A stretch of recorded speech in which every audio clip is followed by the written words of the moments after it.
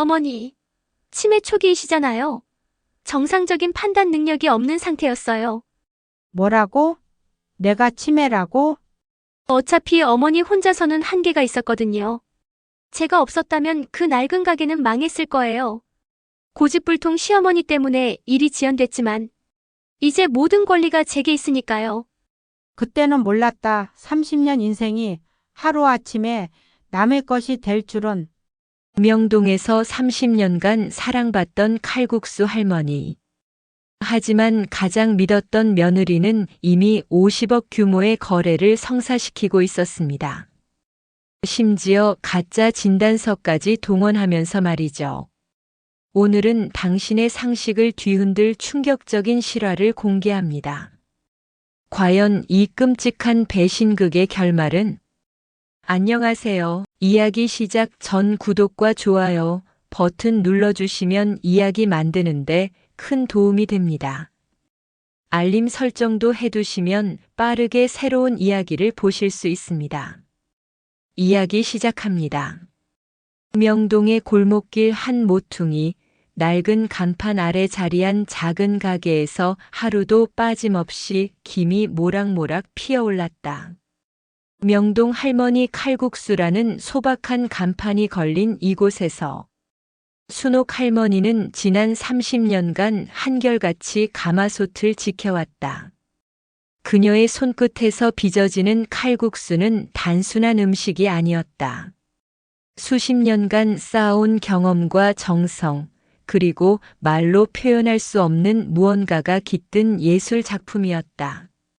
새벽 5시면 어김없이 일어나 시장으로 향하는 할머니의 발걸음은 여전히 가벼웠다. 70대 중반의 나이에도 불구하고 그녀는 직접 재료를 고르고 직접 반죽을 치고 직접 면을 뽑았다. 기계의 도움 없이 오직 손으로만 만들어내는 칼국수의 맛은 그 어떤 유명 음식점도 따라할 수 없는 독특함이 있었다. 할머니, 오늘도 칼국수 한 그릇이요. 단골 손님들은 메뉴판을 보지도 않고 주문했다. 30년 동안 메뉴는 단 하나 칼국수뿐이었다. 하지만 그 단 하나의 메뉴로 할머니는 명동 최고의 맛집이라는 명성을 얻었고 평생 모은 자산은 20억 원에 달했다. 부동산 투자나 주식 투자 같은 건 전혀 모르는 할머니였지만 오직 성실함과 정직함으로 일궈낸 결과였다. 그런 할머니에게 변화의 바람이 불어오기 시작한 건 며느리 정혜가 가족이 된 지 3년째 되는 해였다. 정혜는 서울대 경영학과를 졸업하고 대기업 마케팅팀에서 일하는 촉망받는 인재였다. 할머니의 아들 동민과 결혼한 후 그녀는 시어머니의 가게를 바라보며 늘 아쉬운 마음을 품고 있었다. 어머니, 이런 보물 같은 맛을 왜 이 작은 가게에만 가둬두시는 거예요? 이 맛이라면 전국 어디에 내놓아도 성공할 수 있을 텐데요. 정혜의 말은 언뜻 며느리의 배려처럼 들렸다. 하지만 그녀의 눈빛에는 다른 무언가가 번뜩이고 있었다. 마케팅 전문가인 그녀는 시어머니의 칼국수에서 엄청난 상업적 가치를 발견했던 것이다. 정혜야, 나는 이 작은 가게에서 손님들이 맛있게 드시는 걸 보는 것만으로도 충분하다. 돈을 많이 벌겠다고 맛이 변하면 어떻게 하니? 할머니의 소박한 철학은 정혜에게 답답함으로 다가왔다. 그녀는 시대의 변화를 읽지 못하는 9세대의 고집으로 치부했다. 하지만 정혜는 성급하게 나서지 않았다. 오히려 더욱 세심하게 할머니를 관찰하기 시작했다. 매일 아침 할머니가 반죽을 치는 모습, 육수를 끓이는 비율, 면을 뽑는 두께까지 정혜는 빠짐없이 지켜보았다. 처음엔 며느리의 관심으로 여겼던 할머니도 점차 정혜의 진심 어린 질문들에 마음을 열기 시작했다. 어머니, 이 반죽은 몇 시간을 치시는 거예요? 아, 이건 말이지. 계절에 따라 달라. 여름엔 좀 짧게, 겨울엔 좀 길게. 반죽이 말하는 걸 들어야 해. 반죽이 말을 한다고요? 그럼 소리도 다르고 촉감도 다르고 이런 걸 어떻게 말로 설명하겠니? 30년을 해봐야 아는 거야. 정혜는 할머니의 말을 꼼꼼히 기록했다. 겉으로는 전통을 배우고 싶어하는 며느리의 모습이었지만 실제로는 상품화 가능한 모든 노하우를 수집하고 있었다. 그녀는 이미 머릿속으로 사업 계획을 그려나가고 있었다. 몇 달이 지나면서 할머니는 정혜를 더욱 신뢰하게 되었다. 정혜가 가끔 가게 일을 도와주면서 보여주는 세심함과 성실함이 할머니의 마음을 움직였던 것이다. 더구나 대학에서 경영학을 전공하고 대기업에서 일하는 며느리가 자신의 일에 관심을 보인다는 것 자체가 할머니에게는 뿌듯한 일이었다. 정혜야, 너도 직장일 바쁠 텐데 이렇게까지 도와줘서 고맙다. 어머니, 이런 소중한 기술을 배울 수 있는 기회를 얻게 되어서 제가 더 감사해요. 언젠가는 저도 어머니처럼 많은 사람들에게 사랑받는 음식을 만들고 싶어요. 정혜의 대답은 진실처럼 들렸다. 하지만 그녀가 생각하는 많은 사람들에게 사랑받는 음식의 규모는 할머니가 상상하는 것과는 차원이 달랐다. 그해 겨울, 정혜는 드디어 본격적인 제안을 꺼내들었다. 그녀는 할머니에게 정성스럽게 준비한 사업 계획서를 보여주며 설명하기 시작했다. 어머니, 저는 어머니의 칼국수가 정말 대단하다고 생각해요. 이 맛을 더 많은 사람들이 알 수 있도록 해야 해요. 제가 생각하는 계획은 이런 거예요. 정혜는 컬러로 인쇄된 계획서를 펼쳤다. 거기에는 명동 할머니 칼국수 브랜드의 로고, 디자인부터 전국 프랜차이즈 매장 예상도, 매출 전망까지 상세히 나와 있었다. 1단계로는 서울 주요 지역에 직영점 5개를 내고 2단계로는 전국 주요 도시에 프랜차이즈 매장 50개를 목표로 해요. 3단계에서는 해외 진출까지 생각하고 있어요. 어머니의 칼국수가 한국을 대표하는 음식이 될 수 있어요.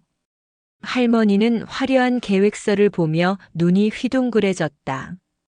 자신이 만든 소박한 칼국수가 이렇게 큰 그림으로 그려질 수 있다는 게 믿어지지 않았다. 정혜야, 이게 정말 가능한 일이냐? 물론이에요. 어머니의 기술과 제 경영 노하우가 합쳐지면 충분히 가능해요. 다만 한 가지 중요한 건 어머니의 레시피를 정확히 문서화해서 어느 매장에서든 똑같은 맛을 낼 수 있도록 해야 해요. 정혜의 설명은 논리적이고 설득력이 있었다.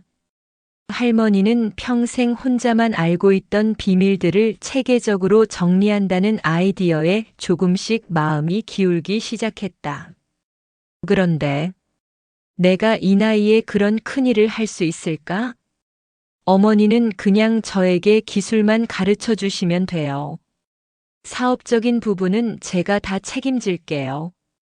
어머니는 이제 편히 쉬시면서 가끔 매장들을 둘러보시기만 하면 되세요. 정혜의 제안은 할머니에게 매력적으로 들렸다. 평생 새벽부터 밤늦게까지 일해온 몸은 이미 여기저기 아픈 곳이 많았고 언젠가는 누군가에게 가게를 맡겨야 한다는 생각을 하고 있던 차였다. 정혜야, 정말 내 칼국수 맛을 똑같이 낼 수 있겠니? 물론이에요. 어머니께서 정확한 레시피와 조리법을 알려주시면 최신 기술을 활용해서 품질을 표준화할 수 있어요. 오히려 지금보다 더 일정한 맛을 낼 수 있을 거예요. 할머니는 며칠 동안 고민했다. 아들 동민과도 상의해봤지만 동민은 아내의 편을 들며 적극적으로 찬성했다. 엄마, 정혜가 전문가잖아요. 엄마도 이제 좀 쉬시고 우리가 가업을 더 크게 키워나갈게요. 결국 할머니는 정혜의 제안을 받아들이기로 했다. 그해 봄 두 사람은 본격적인 기술 전수 작업에 들어갔다. 정혜는 매일 가게에 나와 할머니의 모든 동작을 카메라로 촬영하고 재료의 정확한 분량을 저울로 재고 조리 시간을 초 단위로 기록했다. 어머니, 이 육수 우리는 시간은 정확히 얼마나 되죠? 글쎄, 대충 3시간? 아니 4시간? 정확히는 모르겠다. 그냥 맛을 보고 판단하는 거야.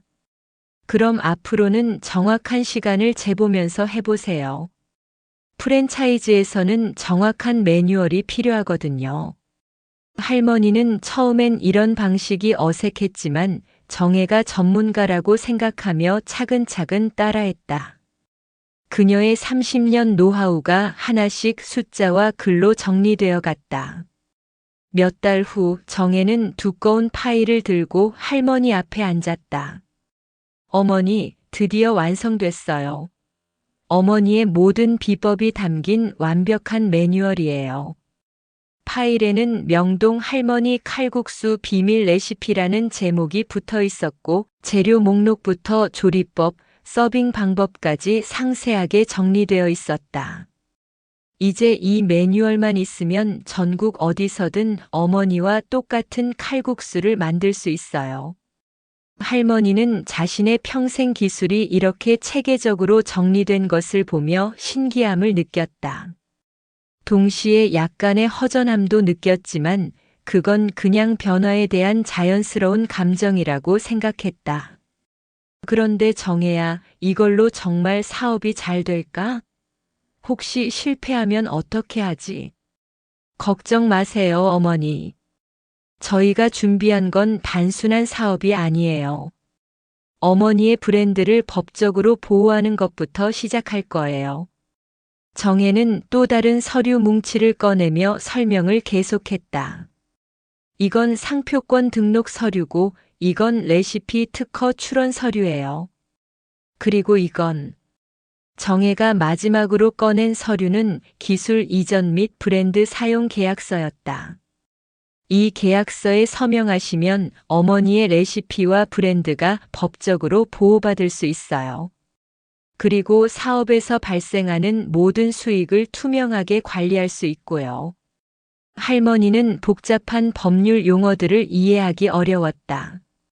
하지만 며느리가 자신의 권익을 보호하기 위한 장치라고 설명하니 안심이 되었다. 정혜야, 내가 다 알아서 해라. 이런 어려운 일은 나보다 내가 훨씬 잘하니까. 어머니, 그럼 여기에 서명만 해주시면 돼요. 할머니는 차근차근 서명했다. 그 순간 할머니는 몰랐다. 자신이 서명한 서류가 단순한 협력 계약서가 아니라 자신의 모든 지적 재산권을 며느리에게 양도하는 계약서라는 것을. 그날 밤 정혜는 집에서 남편 동민과 조용히 대화를 나눴다. 동민아, 드디어 모든 준비가 끝났어. 이제 본격적으로 시작할 수 있겠어. 정말? 엄마가 다 협조해 주신 거야? 응. 어머니는 정말 순수하시네. 이런 좋은 기회를 놓칠 뻔했어. 그런데 엄마한테는 어떻게 설명할 거야? 당분간은 기존대로 하시게 놔둘 거야. 점진적으로 바꿔나가면서 어머니도 자연스럽게 적응하시도록 해야지.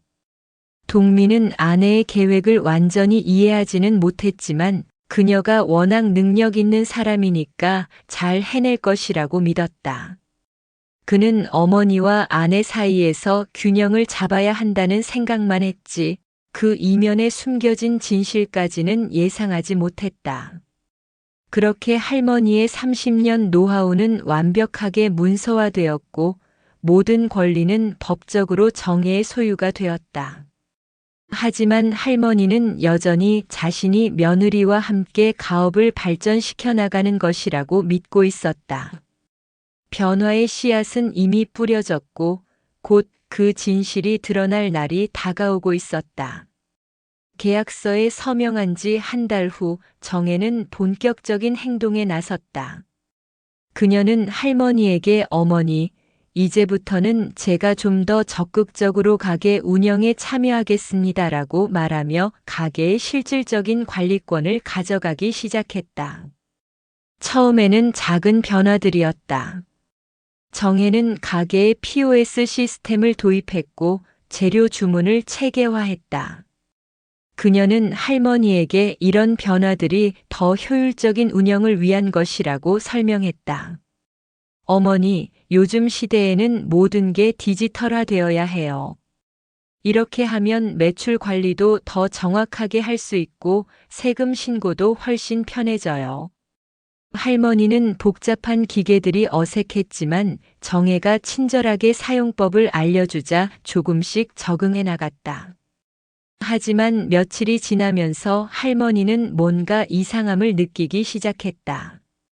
정혜야, 이 기계로 계산하면 손님들이 기다리는 시간이 더 길어지는 것 같은데? 처음에는 그럴 수 있어요. 어머니가 익숙해지시면 오히려 더 빨라질 거예요. 하지만 할머니의 우려는 현실이 되었다. 30년간 단골이었던 손님들조차 복잡해진 주문 과정에 불만을 표했다. 할머니, 예전에는 그냥 들어와서 칼국수 하나라고 하면 끝이었는데 이제 왜 이렇게 복잡해졌어요? 할머니는 손님들의 불평에 마음이 무거웠다. 하지만 정혜는 이런 반응을 예상했다며 할머니를 달랬다. 어머니, 변화에는 시간이 필요해요. 조금만 더 기다려보세요. 그런데 정혜의 진짜 계획은 훨씬 더 큰 규모였다. 그녀는 이미 여러 투자자들과 미팅을 진행하고 있었고 대형 식품 회사들로부터 인수 제안을 받고 있었다.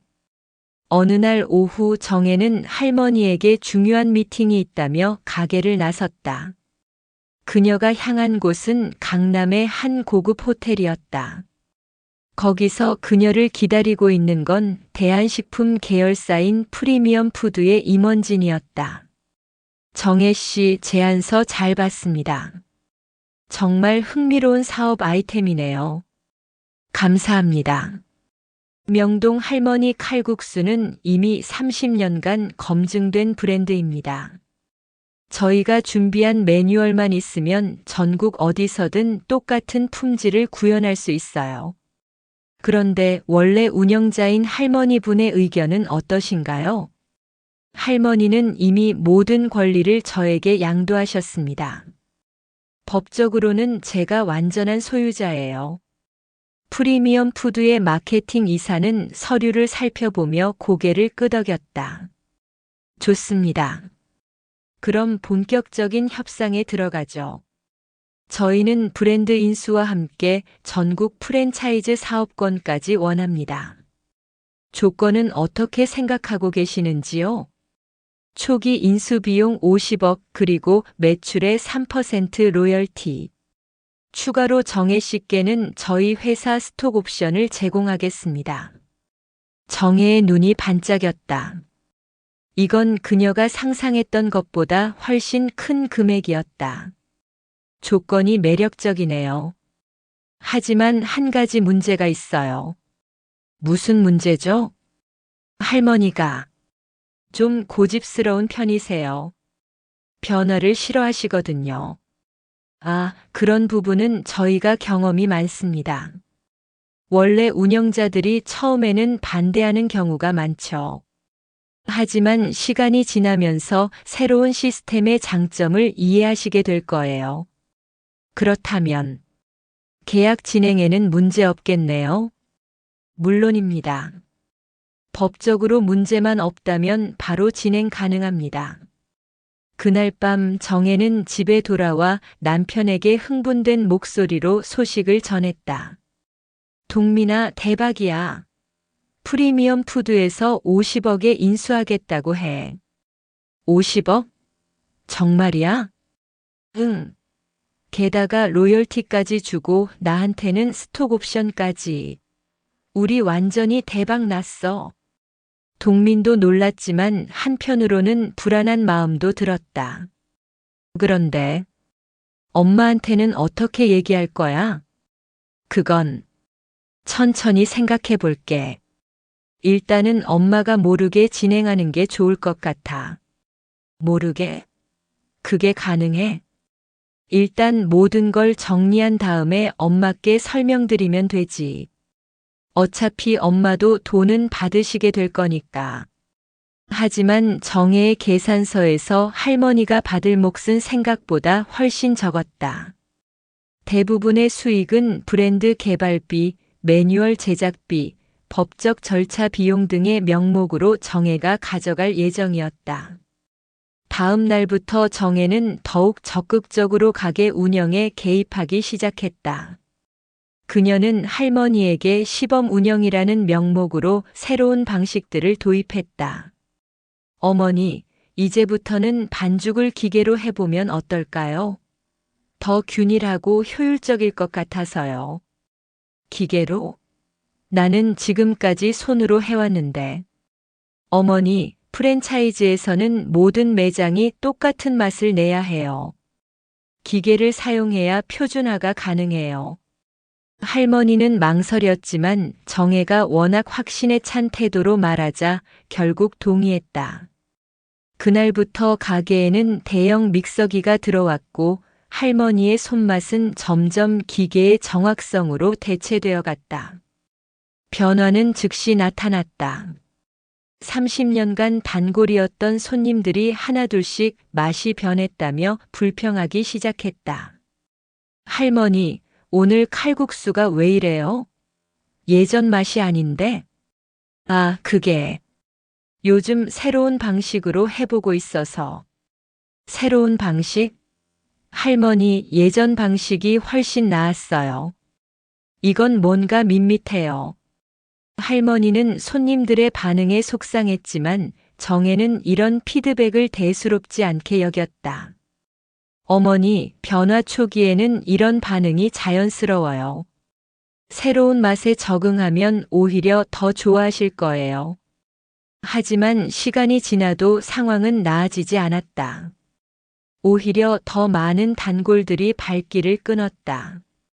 점심시간에 줄을 서던 가게는 점점 한산해져 갔다. 그러던 어느 날 오후 할머니는 우연히 정혜의 전화 통화를 엿듣게 되었다. 정혜는 화장실에 있는 줄 알고 있었는데 할머니가 창고에서 일하는 걸 몰랐던 것이다. 네, 부장님. 계약서 검토 다 끝났습니다. 네, 50억 맞습니다. 할머니요? 아, 그분은 문제 없어요. 이미 모든 권리를 포기하신 상태라서. 네, 다음 주에 최종 서명 가능할 것 같습니다. 할머니는 귀를 의심했다. 50억? 계약서? 권리 포기? 도대체 무슨 얘기인지 이해할 수 없었다. 정혜의 통화는 계속되었다. 네, 맞습니다. 시어머니 분은 아직 모르시는 상태예요. 솔직히 말씀드리면 좀 고집스러우세요. 변화를 싫어하시거든요. 네, 하지만 법적으로는 문제 없습니다. 모든 권리가 제게 있으니까요. 네, 이해합니다. 다음 주 금요일까지 모든 절차 마무리하겠습니다. 전화를 끊은 정혜는 만족스러운 표정으로 가게로 돌아왔다. 하지만 할머니의 표정이 평소와 다르다는 걸 눈치채지 못했다. 어머니, 무슨 일 있으세요? 표정이 안 좋으신데요? 정혜야. 내가 방금 내 전화를 들었는데. 정혜의 얼굴이 순간 굳어졌다. 전화요? 무슨 전화 말씀이세요? 50억이라고 했지? 누구랑 무슨 얘기를 하는 거냐? 정혜는 잠시 당황했지만 곧 차분한 표정을 되찾았다. 그녀는 이미 이런 상황에 대비한 설명을 준비해 두고 있었다. 아, 그 전화요? 어머니께 좋은 소식을 전해드리려고 했는데 먼저 들으셨네요. 좋은 소식? 네. 대형 식품 회사에서 저희 브랜드에 관심을 보이고 있어요. 어머니의 칼국수를 전국으로 확장하고 싶다고 하거든요. 할머니는 여전히 이해할 수 없었다. 그런데 왜 내가 권리를 포기했다고 했니? 아, 그건 오해예요. 권리 포기가 아니라 권리 위임이에요. 어머니께서 저에게 사업 진행 권한을 주신 거잖아요. 그래서 제가 대신 협상을 진행하는 거예요. 정혜의 설명은 그럴듯했지만 할머니의 불안감은 가시지 않았다. 그럼 그 50억은 뭐냐? 그건 브랜드 가치 평가액이에요. 어머니의 30년 노하우가 그만큼 가치가 있다는 뜻이에요. 대단하지 않으세요? 그 돈은 누가 받는 거냐? 당연히 어머니께서 받으시죠. 다만 사업 확장에 필요한 비용들을 제외하고요. 정혜는 계속해서 그럴듯한 설명을 늘어놓았지만 할머니는 뭔가 속이고 있다는 느낌을 지울 수 없었다. 특히 고집스럽다는 표현이 계속 마음에 걸렸다. 그날 밤 할머니는 잠을 이루지 못했다. 정혜의 설명이 합리적으로 들렸지만 뭔가 중요한 걸 놓치고 있다는 생각이 들었다. 그녀는 며칠 전 서명한 계약서가 갑자기 궁금해졌다. 다음 날 아침 할머니는 정혜에게 말했다. 정혜야, 내가 지난번에 서명한 서류를 다시 한번 보고 싶다. 서류요? 왜 갑자기요? 그냥 내가 뭘 서명했는지 제대로 알고 싶어서. 정혜는 잠시 머뭇거렸다. 어머니, 그 서류는 지금 법무팀에서 검토 중이에요. 나중에 모든 절차가 끝나면 사본을 드릴게요. 왜 지금은 안 되냐? 내가 서명한 건데. 법적 절차상 원본은 건드릴 수 없어요. 이해해 주세요. 할머니는 정혜의 대답에 더욱 의심을 품게 되었다. 하지만 정혜는 법률이나 사업에 대해 자신보다 훨씬 많이 아는 사람이니까 그냥 믿는 수밖에 없다고 생각했다. 하지만 며칠 후 할머니는 더 충격적인 사실을 발견하게 되었다. 단골 손님 중 한 명이 가져다 준 신문에서 프리미엄 푸드, 전통 음식점 브랜드 인수 확대라는 기사를 본 것이다. 기사 내용 중에는 최근 명동 지역의 유명 칼국수 전문점도 인수 협상 중에 있는 것으로 알려졌다는 문장이 있었다. 할머니는 기사를 읽으며 가슴이 두근거렸다. 설마 이게 자신의 가게 얘기인가? 그렇다면 정혜가 하는 일이 단순한 브랜드 확장이 아니라 가게 매각이란 말인가? 그날 오후 할머니는 용기를 내어 정혜에게 직접 물어보기로 했다. 정혜야, 혹시 우리 가게를 다른 회사에 파는 거냐? 팔다니요? 무슨 말씀이세요? 신문에서 봤는데 프리미엄 푸드라는 회사가 명동 칼국수집을 인수한다는 기사가 있더라. 정혜는 내심 놀랐지만 태연한 척했다. 아, 그 기사요? 그건 추측 기사예요. 언론에서 확인되지 않은 내용을 쓴 거죠. 그럼 우리는 상관없는 거냐? 물론이죠. 저희는 파트너십을 맺는 거지 가게를 파는 게 아니에요. 하지만 정혜의 대답은 점점 더 모순적으로 들렸다. 할머니는 더 이상 참을 수 없어서 아들에게 전화를 걸었다. 동민아, 엄마다. 정혜하고 하는 일에 대해서 너는 얼마나 알고 있니? 엄마, 무슨 일이세요? 정혜가 우리 가게를 다른 회사에 넘긴다는 얘기가 있는데. 전화 너머로 동민이 당황하는 기색이 느껴졌다. 엄마, 그게 정혜가 설명 안 드렸나요? 무슨 설명? 그게 프랜차이즈 사업을 하려면 전문 회사와 협력해야 한다고. 동민의 대답도 어딘가 어색했다. 할머니는 아들마저 자신을 속이고 있다는 걸 직감했다. 동민아, 엄마한테 솔직히 말해라. 도대체 무슨 일이 벌어지고 있는 거냐? 엄마, 그건 정혜가 직접 설명드리는 게 좋을 것 같아요. 너도 모르는 거냐 아니면 알면서도 말 안 하는 거냐? 동민은 한참 동안 말이 없었다. 그리고 작은 목소리로 말했다. 엄마, 저희도 엄마한테 가장 좋은 방법이 뭔지 고민하고 있어요. 조금만 더 기다려주세요. 할머니는 전화를 끊고 나서 깊은 배신감을 느꼈다. 아들마저 자신을 속이고 있다는 생각이 들었다. 그날 밤 할머니는 혼자 가게에 남아 30년간 자신이 지켜온 공간을 둘러보았다. 낡은 가마솥, 손때 묻은 주걱, 수많은 추억이 깃든 테이블들. 이 모든 게 곧 사라지게 되는 건 아닐까 하는 불안감이 밀려왔다. 다음 날 정혜는 더욱 적극적으로 가게 운영에 개입했다. 그녀는 할머니에게 건강을 위해 며칠 쉬시라고 권했다. 어머니, 요즘 너무 피곤해 보이세요. 며칠 푹 쉬시면서 제가 가게를 돌볼게요. 아니다, 나는 괜찮다. 가게는 내가 지킬 거야. 어머니, 저도 이제 어머니 칼국수 만드는 법을 다 배웠잖아요. 걱정 마세요.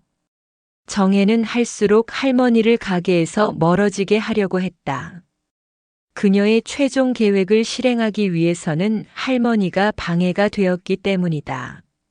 하지만 할머니는 더욱 완강하게 거부했다. 정혜야, 이 가게는 내 인생이야. 내가 죽을 때까지 내 손으로 지킬 거다. 어머니, 시대가 바뀌었어요. 이제는 개인의 힘으로는 한계가 있어요. 한계. 나는 30년 동안 내 힘으로 이 가게를 지켜왔다. 할머니의 목소리가 높아지자 정혜는 다른 전략을 사용했다. 어머니, 제 말이 그게 아니라 어머니의 건강이 걱정되어서 그래요. 이 나이에 너무 무리하시면 안 되잖아요. 내 건강은 내가 알아서 한다. 그날 오후 정혜는 남편에게 전화를 걸었다. 동민아, 어머니가 너무 완강하게 나오시네. 이러면 계획에 차질이 생길 것 같아. 그럼 어떻게 할까? 어머니께 진실을 말씀드려야 할 때가 온 것 같아. 더 이상 미룰 수는 없어. 진실을? 그럼 어머니가 크게 화내실 텐데. 어차피 언젠가는 알게 될 일이야. 차라리 우리가 먼저 말씀드리는 게 나을 것 같아. 그날 저녁 정혜는 할머니를 앉혀두고 마침내 진실을 털어놓기로 했다. 어머니, 제가 말씀드릴 게 있어요. 할머니는 정혜의 심각한 표정을 보고 불안해했다. 무슨 얘기냐? 어머니께서 서명하신 계약서에 대해서요. 그 계약서가 어떻게 됐길래? 정혜는 잠시 망설이다가 결심한 듯 말했다. 사실 그 계약서는 단순한 협력 계약이 아니었어요. 할머니의 얼굴이 굳어졌다. 그럼 뭐란 말이냐? 브랜드 소유권과 레시피에 대한 모든 권리를 저에게 양도하는 계약서였어요. 뭐라고? 할머니는 정혜의 말을 이해할 수 없었다. 양도? 그게 무슨 뜻이냐? 쉽게 말해서 이제 명동 할머니 칼국수의 모든 권리가 법적으로 제게 있다는 뜻이에요. 할머니는 마치 벼락을 맞은 듯한 충격을 받았다. 그럼 내 가게가 내 거라는 얘기냐? 어머니, 오해하지 마세요. 저는 어머니를 위해서 이런 일을 하는 거예요. 내가 언제 그런 걸 원했냐? 어머니, 냉정하게 생각해 보세요. 어머니 혼자서는 이 가게를 더 이상 발전시킬 수 없어요. 하지만 저와 함께라면 전국적인 브랜드로 키울 수 있어요. 할머니는 분노와 배신감으로 온몸이 떨렸다. 너는 나를 속인 거구나. 속인 게 아니라 더 좋은 미래를 위해서. 더 좋은 미래? 누구를 위한 미래냐? 너를 위한 미래 아니냐? 정혜는 할머니의 격한 반응에 당황했지만 이미 돌이킬 수 없는 상황이었다. 어머니 진정하세요. 어머니도 충분한 보상을 받으시게 될 거예요. 보상? 내가 돈을 위해 이 일을 했다고 생각하냐? 그럼 뭘 위해서요? 어머니도 편안한 노후를 보내시고 싶으시잖아요. 할머니는 정혜의 말에 더욱 화가 났다. 너는 정말 모르는구나. 이 가게가 나에게 뭔지를. 어머니, 감정적으로 접근하시면 안 돼요. 이건 비즈니스예요. 비즈니스? 너에게는 비즈니스일지 몰라도 나에게는 인생이야. 그날 밤은 할머니의 인생에서 가장 긴 밤이었다. 30년간 쌓아올린 모든 것이 하루아침에 남의 것이 되었다는 현실을 받아들일 수 없었다. 할머니는 그날 밤 한잠도 자지 못했다. 정혜의 고백이 계속 머릿속을 맴돌았다. 자신이 평생 일궈온 모든 것이 며느리의 법적 소유가 되었다는 사실이 믿어지지 않았다. 새벽 5시 할머니는 평소처럼 가게로 향했다. 하지만 가게 문 앞에서 깜짝 놀랐다. 자물쇠가 바뀌어 있었고 문에는 시설 점검 중이라는 팻말이 붙어 있었다. 이게 무슨 일이야? 할머니가 당황해하고 있을 때 정혜가 나타났다. 어머니, 왜 이렇게 일찍 나오셨어요? 정혜야, 문이 왜 잠겨 있냐? 자물쇠는 왜 바꿨고? 아, 그건 보안상 필요해서 바꿨어요. 앞으로는 제가 열쇠를 관리하겠습니다. 뭐? 내 가게인데 왜 내가 열쇠를 관리하냐? 어머니, 어제 말씀드렸잖아요. 이제 법적으로는 제가 소유자예요. 할머니는 정혜의 차가운 태도에 경악했다. 어제까지만 해도 공손했던 며느리가 갑자기 변한 것이었다. 정혜야, 설마 너는 정말로 내 가게를 빼앗으려는 거냐? 빼앗는다는 표현은 좀 그렇네요. 저는 정당한 절차를 통해 권리를 취득했을 뿐이에요. 정당한 절차? 너는 나를 속인 거잖아. 어머니께서 계약서를 제대로 읽지 않으신 건 제 잘못이 아니에요. 정혜의 냉정한 반응에 할머니는 말을 잃었다. 이게 정말 자신이 아끼던 며느리가 맞는지 의심스러웠다. 어머니, 감정적으로 반응하지 마시고 현실을 받아들이세요. 어차피 어머니 나이에 혼자 가게 운영하는 것도 힘드시잖아요. 힘들다고? 나는 아직 건강하다. 어머니, 객관적으로 보세요. 요즘 매출도 떨어지고 있고 손님들도 예전만 못해요. 변화가 필요한 시점이에요. 정혜는 이미 준비한 듯 매출 자료를 꺼내 보여줬다. 실제로 지난 몇 달간 매출이 감소한 것은 사실이었지만 그건 정혜가 도입한 새로운 시스템 때문이었다.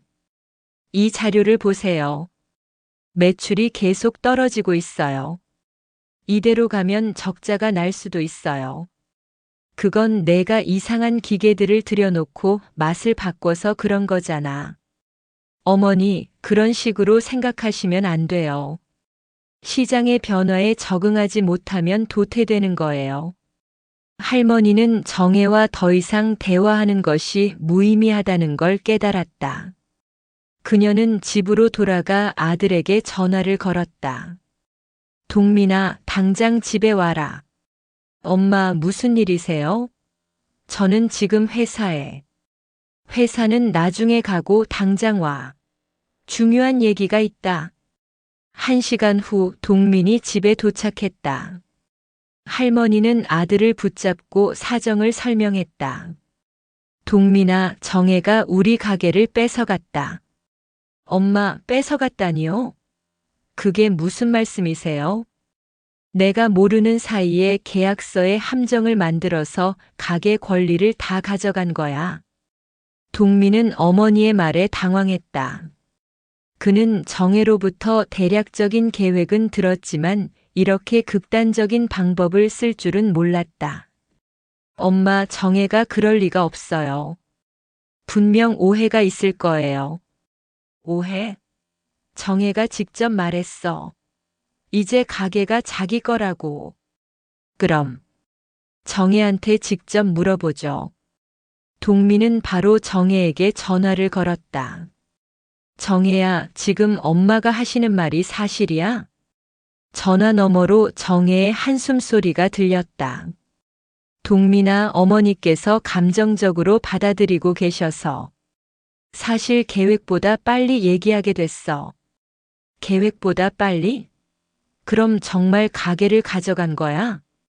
가져갔다는 표현보다는 우리가 처음 계획했던 대로 브랜드 사업을 추진하는 거야. 그런데 왜 엄마는 모르셨던 거야? 그건 어머니께서 반대하실까 봐서 단계적으로 설명드리려고 했는데. 동민은 아내의 대답에 혼란스러웠다. 그는 정혜를 믿고 싶었지만 어머니의 분노가 이해되지 않는 건 아니었다. 정혜야, 일단 집에 와서 어머니께 직접 설명해. 알겠어. 금방 갈게. 30분 후 정혜가 집에 도착했다. 거실에는 무거운 침묵이 흘렀다. 어머니, 제가 설명드릴게요. 할머니는 정혜를 차갑게 바라봤다. 설명? 더 이상 무슨 설명이 필요하냐? 너는 나를 속였고 내 가게를 뺏어갔다. 그걸로 끝이야. 어머니, 저는 어머니를 위해서 이 일을 하는 거예요. 내가 언제 도움을 요청했냐? 어머니께서 직접 요청하지 않으셨어도 객관적으로 봤을 때 필요한 일이었어요.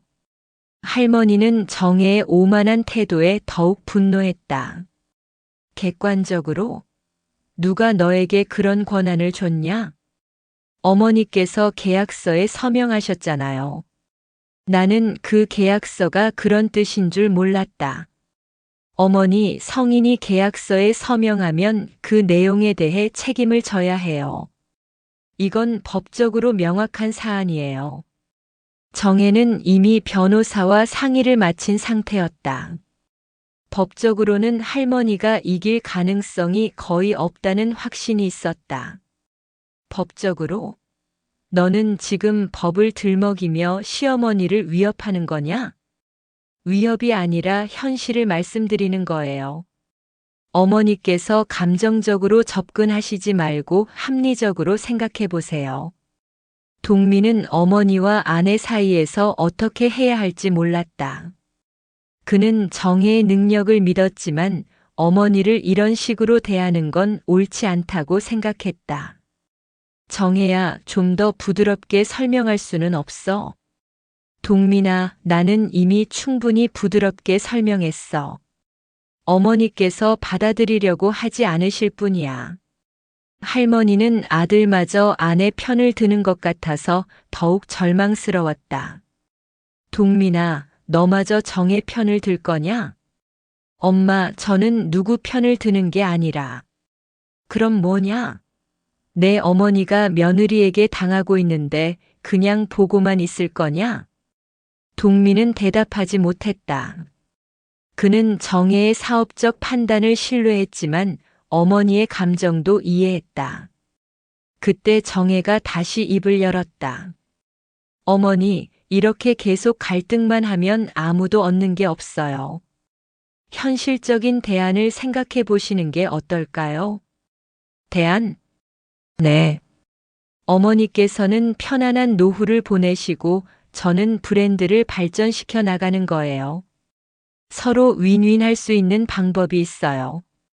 내가 편안한 노후를 보내려면 어떻게 해야 한다는 거냐? 가게 일에서 손을 떼시고 집에서 푹 쉬세요. 대신 매월 일정한 금액을 드릴게요. 할머니는 정혜의 제안에 기가 찼다. 너는 정말 모르는구나. 내가 돈을 위해 가게를 하는 줄 아냐? 그럼 뭘 위해 하시는 거예요? 이 가게는 내 인생이야. 내 정체성이고 내 자부심이야.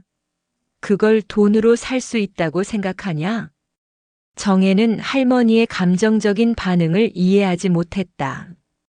그녀에게는 모든 것이 경제적 가치로 환산되는 것이었다. 어머니, 너무 감상적으로 생각하지 마세요. 시대가 바뀌었어요.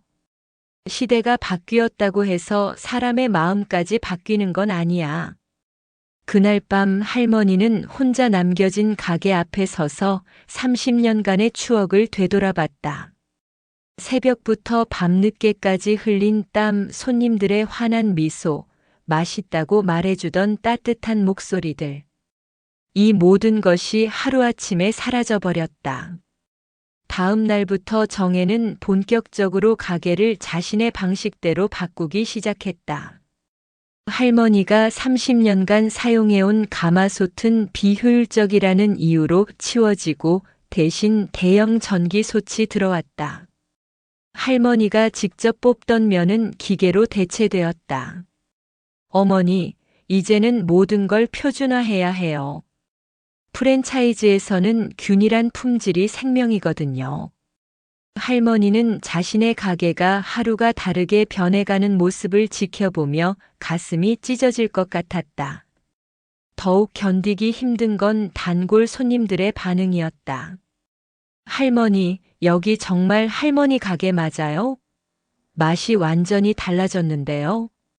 죄송해요. 요즘 새로운 방식으로 하고 있어서. 새로운 방식? 예전 맛이 훨씬 나았는데. 이건 그냥 평범한 칼국수네요. 손님들이 하나둘씩 발길을 끊기 시작했다. 30년간 쌓아온 단골들이 실망한 표정으로 가게를 떠나는 모습을 보는 것은 할머니에게 죽음과도 같은 고통이었다. 그런데 정혜의 변화는 여기서 끝나지 않았다.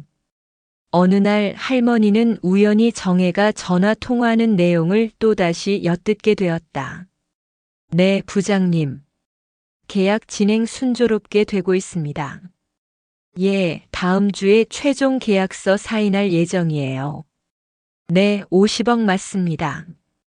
거기에 스톡 옵션까지. 정말 대박이죠? 할머니는 정혜의 흥분된 목소리를 들으며 진실을 깨달았다. 정혜는 처음부터 가게를 팔 생각이었던 것이다. 아, 시어머니요?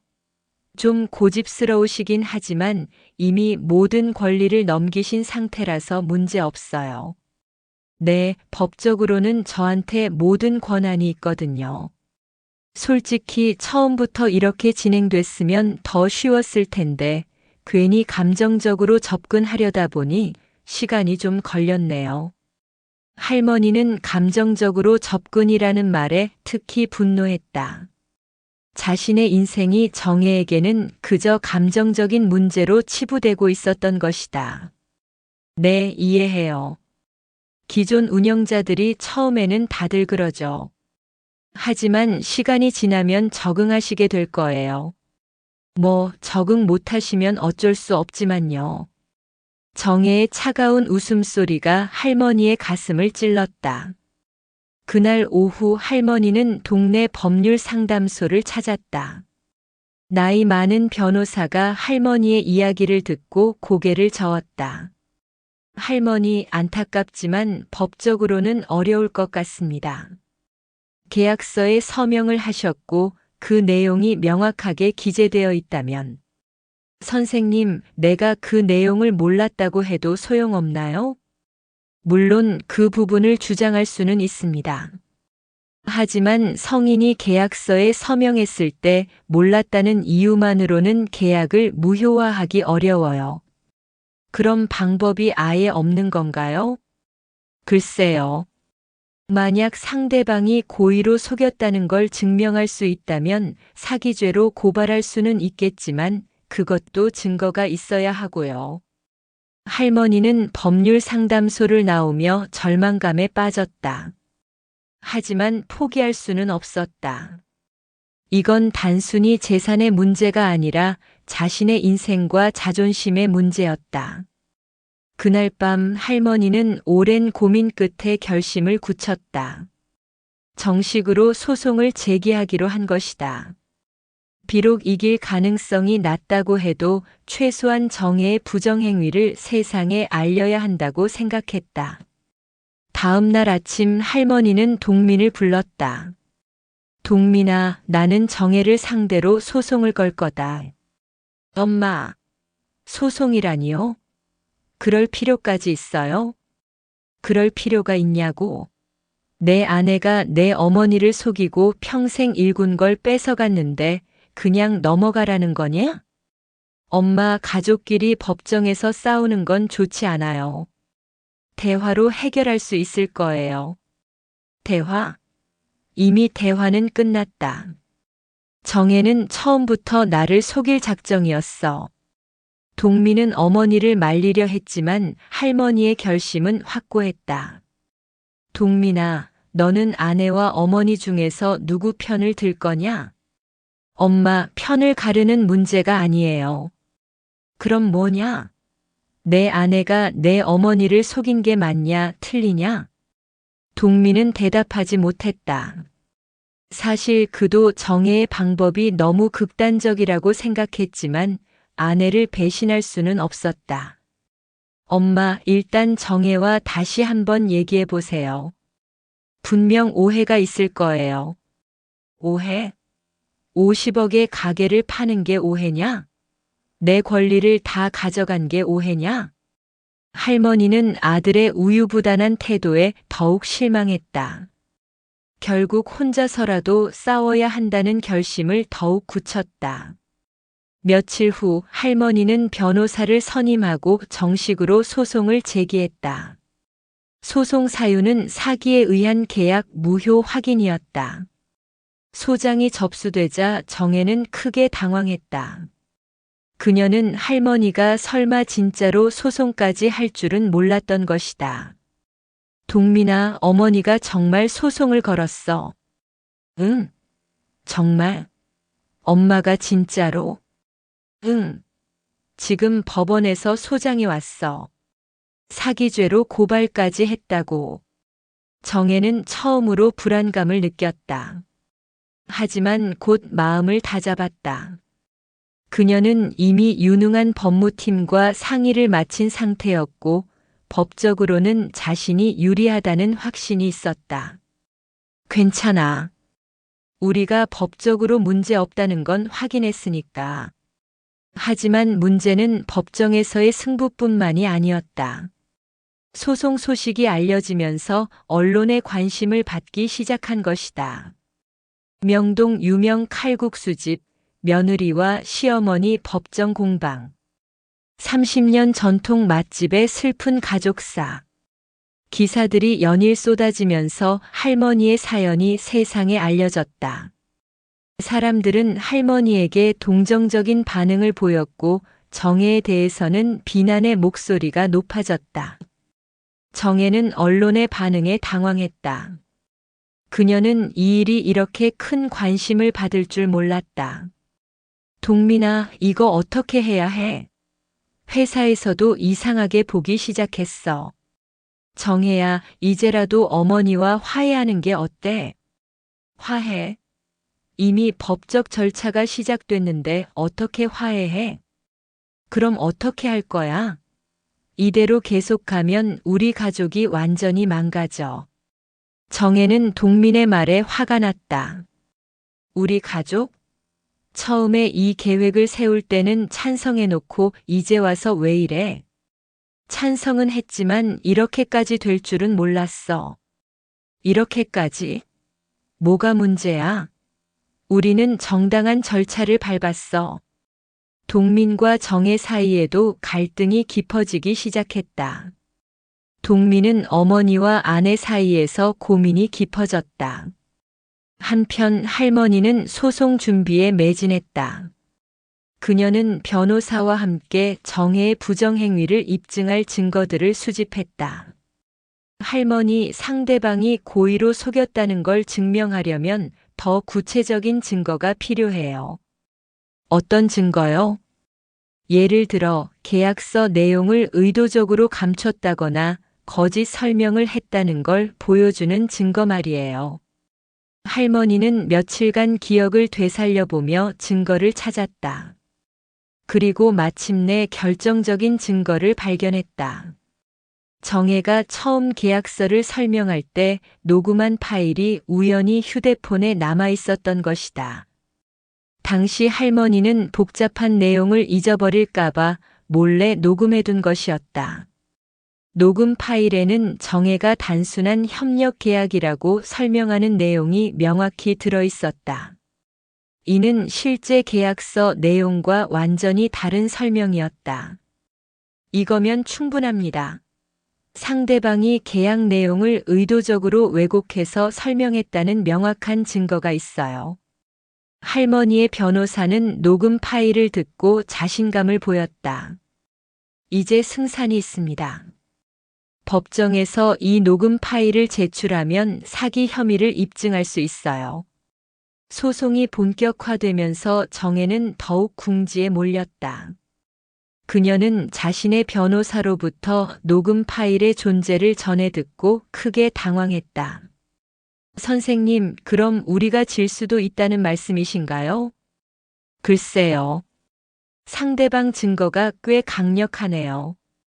특히 녹음 파일에서 귀하가 계약 내용을 다르게 설명한 부분은 문제가 될 수 있습니다. 정혜는 처음으로 자신의 승리를 확신할 수 없게 되었다. 그녀는 다른 방법을 찾기 시작했다. 며칠 후 정혜는 새로운 전략을 꺼내들었다. 그녀는 할머니의 정신 상태에 문제가 있다는 주장을 하기로 한 것이다. 선생님, 시어머니께서 요즘 기억력이 많이 떨어지시거든요. 치매 초기 증상도 보이시고, 그런 주장을 하려면 의학적 증거가 필요합니다. 그건 제가 준비하겠습니다. 정혜는 자신의 인맥을 동원해 할머니를 치매 초기 환자로 진단해줄 의사를 찾았다. 물론 이는 완전히 거짓이었지만 그녀는 이길 수 있다면 무엇이든 할 작정이었다. 법정에서 정혜의 변호사는 할머니의 정신 상태를 문제 삼았다. 재판장님, 피고인은 계약 당시 치매 초기 증상을 보이고 있었습니다. 따라서 정상적인 판단 능력이 없는 상태에서 계약을 체결한 것이므로 계약 자체가 무효라고 주장하는 것은 모순입니다. 정혜는 심지어 가짜 의사 진단서까지 제출했다. 그 진단서에는 할머니가 치매 초기 증상을 보인다는 내용이 적혀 있었다. 할머니는 법정에서 자신이 치매 환자로 몰리는 것을 보며 분노와 모욕감을 느꼈다. 재판장님, 저는 멀쩡합니다. 30년간 가게를 운영해왔고 지금도 정신이 말짱해요. 하지만 정혜 측은 할머니의 최근 행동들을 왜곡해서 제시했다. 기계 사용을 어려워했던 것, 새로운 시스템에 적응하지 못했던 것 등을 모두 치매 증상으로 포장했다. 피고인은 최근 몇 달간 기억력 저하, 새로운 정보 습득 능력 부족 등의 증상을 보였습니다. 이는 명백한 인지 능력 저하의 증거입니다. 법정은 점점 정혜에게 유리하게 흘러가는 것 같았다. 할머니는 절망감에 빠졌다. 하지만 할머니의 변호사는 포기하지 않았다. 그는 정혜가 제출한 의사 진단서의 신빙성에 의문을 제기했다. 재판장님, 해당 진단서를 작성한 의사는 피고인을 직접 진료한 적이 없습니다. 단순히 원고 측의 일방적인 설명만 듣고 작성한 진단서로 보입니다. 실제로 조사 결과 그 의사는 할머니를 한 번도 만난 적이 없었고 정혜로부터 돈을 받고 가짜 진단서를 써준 것으로 드러났다. 이 사실이 밝혀지면서 오히려 정혜의 입지가 더욱 나빠졌다. 법정에서 거짓 증거를 제출한 것은 심각한 문제였다. 재판장님, 원고 측이 고의로 허위 증거를 제출했습니다. 이는 재판부에 대한 모독이며 원고의 전반적인 신뢰성을 의심하게 만드는 중대한 사안입니다. 결국 법원은 정혜가 제출한 진단서를 증거에서 배제했고 오히려 정혜의 부정행위가 더욱 부각되었다. 재판이 계속되면서 더 많은 진실들이 드러났다. 정혜가 처음부터 할머니를 속일 계획이었다는 것, 50억 규모의 매각 계약을 미리 준비해 두고 있었다는 것, 할머니의 동의 없이 모든 절차를 진행했다는 것 등이 차례로 밝혀졌다. 언론도 정혜의 부정행위에 주목하기 시작했다. 며느리의 치밀한 사기극, 가짜 진단서까지 동원. 30년 노하우 가로챈 며느리, 법정에서도 거짓말. 여론은 완전히 할머니 편으로 기울었다. 정혜는 직장에서도 큰 압박을 받기 시작했다. 정혜야, 회사 이미지에 악영향을 미치고 있어. 당분간 휴직하는 게 좋겠어. 정혜의 사회적 지위는 급격히 추락했다. 그녀가 그토록 중요하게 여겼던 커리어도 위험에 처했다. 동민 역시 이런 상황을 견디기 어려웠다. 그는 정혜에게 말했다. 정혜야, 이제 그만해. 어머니께 사과하고 화해하자. 사과? 내가 뭘 잘못했다고 사과해? 이 모든 게 잘못됐잖아. 가족이 법정에서 싸우는 게 정상이야? 동민아, 너마저 나를 버리는 거야? 버리는 게 아니라 이제 정말 그만했으면 좋겠어. 하지만 정혜는 끝까지 포기하지 않았다. 그녀는 이미 너무 많은 것을 잃었고 지금 물러서면 모든 게 수포로 돌아간다고 생각했다. 재판은 점점 할머니에게 유리하게 흘러갔다. 정혜의 거짓말들이 하나씩 드러나면서 그녀의 신뢰성은 바닥으로 떨어졌다. 마침내 1심 판결일이 다가왔다. 법정에는 많은 사람들이 몰렸다. 언론의 관심을 받은 사건이었기 때문이다. 재판장은 차분한 목소리로 판결문을 읽기 시작했다. 피고 정혜는 원고를 기망하여 계약을 체결했으며 이는 명백한 사기 행위에 해당한다. 따라서 해당 계약은 무효이며 모든 권리는 원고에게 반환되어야 한다. 할머니는 판결문을 들으며 눈물을 흘렸다. 길고 힘든 싸움이 드디어 끝난 것이다. 1심에서 승리했지만 할머니의 고통은 끝나지 않았다. 정혜는 즉시 항소를 했고 재판은 더욱 길어질 것이 분명했다. 더욱 괴로운 것은 가족 관계의 완전한 파탄이었다. 판결 직후 동민은 어머니에게 찾아왔다. 그의 얼굴에는 깊은 피로감이 서려 있었다. 엄마, 이제 됐어요. 정혜도 많이 반성하고 있어요. 항소를 취하하고 화해하면 안 될까요? 할머니는 아들의 부탁을 들으며 복잡한 심정이었다. 한편으로는 가족이 화해했으면 좋겠지만 다른 한편으로는 정혜의 진심 어린 사과 없이는 용서할 수 없었다. 동민아, 정혜가 정말 잘못했다고 생각하냐? 엄마.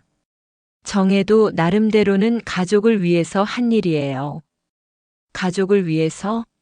나를 속이고 내 인생을 빼앗은 게 가족을 위한 일이냐? 동민은 대답하지 못했다. 그는 여전히 아내를 완전히 버릴 수는 없었다. 엄마, 정혜가 방법은 잘못됐지만 의도는 좋았어요. 엄마도 편안한 노후를 보내시라고. 편안한 노후? 내 의지와 상관없이 강제로 은퇴시키는 게 편안한 노후냐? 할머니는 아들이 여전히 상황을 제대로 이해하지 못하고 있다는 걸 깨달았다. 동민에게는 정혜의 행동이 단순한 방법의 문제로 보였지만 할머니에게는 존재의 부정이었다. 동민아, 너는 내가 뭘 원하는지 모르는구나. 엄마가 뭘 원하시는데요? 나는 마지막까지 내 가게에서 내 손으로 칼국수를 만들고 싶었다. 그게 내 꿈이었어. 그런데 엄마, 현실적으로 생각해 보세요. 엄마 나이에 언제까지 그렇게 힘든 일을 하실 거예요? 할머니는 아들의 말에 깊은 상처를 받았다. 아들마저 자신을 나이든 노인으로만 보고 있었던 것이다. 힘든 일? 나에게는 힘든 일이 아니라 기쁜 일이었다. 그걸 너는 모르는구나. 그날 밤 할머니는 깊은 외로움을 느꼈다. 가족들조차 자신을 이해하지 못한다는 사실이 정혜의 배신보다 더 아팠다. 한편 정혜는 항소 준비에 매진했다. 그녀는 1심에서 진 것을 인정할 수 없었다. 자신이 모든 것을 잃을 수는 없다고 생각했다. 선생님, 2심에서는 어떻게 해야 할까요? 1심에서 사기 판정을 받았으니 쉽지 않을 겁니다. 하지만 계약의 경제적 합리성을 강조하는 방향으로 가보죠. 정혜의 변호사는 새로운 전략을 제시했다. 할머니가 나이가 많아 더 이상 가게 운영이 어렵다는 점, 브랜드 확장이 경제적으로 합리적이었다는 점을 강조하기로 한 것이다. 하지만 이런 전략은 할머니에게 더 큰 모욕감을 안겨줄 뿐이었다. 2심 재판이 시작되면서 정혜는 더욱 공격적인 태도를 보였다. 그녀는 법정에서 할머니를 직접 비난하기 시작했다. 재판장님, 시어머니께서는 시대 변화를 전혀 이해하지 못하십니다. 30년 전 방식에만 매달려서 발전을 거부하고 계세요. 시대 변화를 이해 못해도 그게 속일 이유가 되냐? 할머니가 법정에서 반박하자 정혜는 더욱 날선 공격을 퍼부었다. 어머니께서는 항상 감정적으로만 반응하세요. 객관적이고 합리적인 판단을 하지 못하시죠. 객관적이고 합리적? 남의 것을 속여서 빼앗는 게 합리적이냐? 법정에서의 공방은 점점 격렬해졌다. 가족 간의 법정 다툼은 언론에 더 큰 관심을 끌었다. 며느리 vs 시어머니, 법정에서도 계속되는 갈등. 전통과 혁신의 충돌, 가족 법정 공방 2라운드. 언론 보도가 계속되면서 할머니는 또 다른 고통을 겪어야 했다. 사람들이 자신을 가리키며 수군거리고 호기심 어린 시선으로 바라보는 것을 견디기 어려웠다. 더욱 힘든 것은 동네 사람들의 반응이었다. 어떤 사람들은 할머니를 동정했지만 어떤 사람들은 가족끼리 왜 그렇게까지 하냐며 비난하기도 했다. 순옥이 할머니, 그래도 며느리잖아요. 조금 참으시면 안 되나요? 참아. 내가 뭘 참으라는 거야? 내 인생을 빼앗아가는데 참으라고. 그래도 가족이니까. 법정까지 가는 건 좀. 이런 시선들이 할머니를 더욱 힘들게 했다.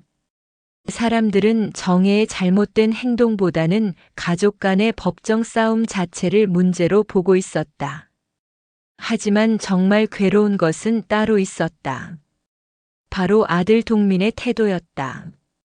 법정 싸움이 격화되면서 동민은 점점 더 어머니와 거리를 두기 시작했다. 엄마, 이 정도면 됐잖아요. 이제 그만하시면 안 될까요? 그만. 아직 아무것도 해결된 게 없는데. 하지만 이렇게 계속 가면 가족이 다 망가져요.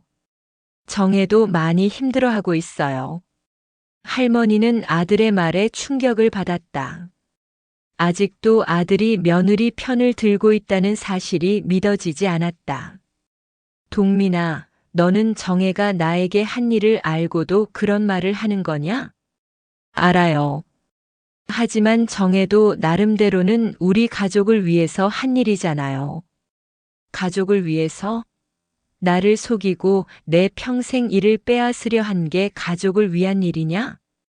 동민은 어머니와 아내 사이에서 갈등하고 있었다.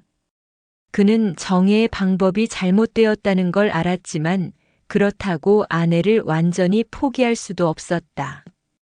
엄마, 정혜가 방법은 잘못했을지 몰라도 방법이 잘못된 게 아니라 처음부터 잘못된 거야. 너는 왜 그걸 모르냐? 할머니의 목소리가 높아지자 동민은 더 이상 말하지 못했다. 하지만 그의 표정에서 할머니는 아들이 여전히 정혜를 이해하려 한다는 것을 읽을 수 있었다. 그날 밤 할머니는 깊은 절망감에 빠졌다. 며느리에게 배신당한 것도 아팠지만 아들마저 자신을 이해하지 못한다는 사실이 더욱 고통스러웠다. 재판이 진행되면서 정혜는 더욱 극단적인 전략을 사용하기 시작했다. 그녀는 할머니를 치매 환자로 몰아가려는 시도를 했을 뿐만 아니라 언론을 통해 자신에게 유리한 여론을 조성하려 했다. 시어머니는 변화를 거부하시는 분이에요. 시대에 뒤떨어진 사고방식을 고집하시죠. 정혜는 방송 인터뷰에서 할머니를 완고하고 비합리적인 노인으로 묘사했다. 저는 시어머니의 30년 노하우를 전국 사람들이 맛볼 수 있게 하려고 했을 뿐이에요. 그런데 시어머니께서는 그 좋은 기회를 거부하셨어요. 정혜의 인터뷰를 본 할머니는 분노로 몸이 떨렸다. 자신의 진심과는 완전히 다르게 왜곡되어 전달되는 것을 보며 억울함을 느꼈다. 하지만 더 큰 충격은 그 인터뷰를 본 동민의 반응이었다. 엄마, 정혜 말이 아주 틀린 건 아니에요. 엄마도 좀 더 열린 마음으로. 열린 마음? 나를 속이고 내 것을 빼앗으려 한 사람에게 열린 마음을 가지라고. 그게 아니라 정혜도 엄마를 위해서 생각한 거잖아요. 할머니는 아들의 말에 더 이상 참을 수 없었다. 동민아, 너는 내 아들이 맞냐? 아니면 정혜 편에 선 남남이냐? 엄마, 왜 그렇게 말씀하세요? 저는 그냥 가족이 화해했으면 좋겠다는 거예요. 화해? 정혜가 진심으로 잘못했다고 인정하고 사과하면 화해를 생각해 볼 수도 있어. 하지만 지금처럼 자기가 옳다고 우기는 상황에서 무슨 화해가 가능하냐? 동민은 할 말을 잃었다. 그는 어머니의 말이 맞다는 걸 알았지만 가족이 완전히 깨지는 것도 원하지 않았다. 2심에서도 정혜의 거짓 증거들이 하나씩 드러났다. 그녀가 제시한 매출 감소 자료는 조작된 것이었고 사업 계획서의 수익 전망도 과장된 것이었다. 특히 결정적인 순간이 온 것은 정혜가 가짜 의사 진단서를 제출했다는 사실이 밝혀졌을 때였다. 피고인은 법정을 기만하려 했습니다. 이는 단순한 민사 분쟁을 넘어서는 중대한 범죄 행위입니다. 검사는 정혜의 행동을 강하게 비난했다. 정혜는 이제 민사소송뿐만 아니라 형사고발까지 당할 위기에 처했다. 이 소식을 들은 동민은 크게 충격을 받았다. 아내가 이런 극단적인 방법까지 사용했다는 사실을 그제서야 알게 된 것이다. 정혜야, 정말 가짜 진단서를 만든 거야? 그게 어쩔 수 없었어. 이기려면 거짓말까지 해도 된다는 거야? 정혜의 대답을 들은 동민은 아내에 대한 신뢰를 완전히 잃었다. 그는 이제야 어머니가 왜 그렇게 분노했는지 이해할 수 있었다. 정혜야, 너는 정말 무서운 사람이구나. 무서운 사람? 나는 우리 가족을 위해서 한 거야. 가족을 위해서? 거짓말하고 사기치는 게 가족을 위한 거야? 동민과 정혜의 관계는 이 사건을 계기로 돌이킬 수 없을 정도로 악화되었다. 동민은 더 이상 정혜를 믿을 수 없었고 정혜는 남편마저 자신을 버렸다고 생각하며 더욱 고립되었다. 그런 가운데 할머니의 건강은 급격히 악화되었다. 몇 달간의 스트레스와 법정 출석의 피로가 누적되어 심장에 무리가 온 것이다. 할머니. 어느 날 아침 동민이 어머니를 부르는 소리에 할머니는 깨어났다. 가슴이 답답하고 숨이 제대로 쉬어지지 않았다. 엄마, 얼굴이 왜 이렇게 창백해요? 병원 가야겠어요. 급히 병원으로 실려간 할머니는 심장에 이상이 생겼다는 진단을 받았다. 의사는 즉시 입원이 필요하다고 했다. 과도한 스트레스로 인한 심장 기능 저하입니다. 이 나이에는 매우 위험할 수 있어요. 의사의 말을 들은 동민은 그제서야 사태의 심각성을 깨달았다. 법정 싸움이 어머니의 생명까지 위협하고 있었던 것이다. 병원에 입원한 할머니를 보며 동민은 깊이 후회했다. 왜 더 일찍 어머니 편에 서지 못했을까? 왜 정혜의 잘못을 명확히 지적하지 못했을까 하는 자책감이 몰려왔다. 엄마, 죄송해요.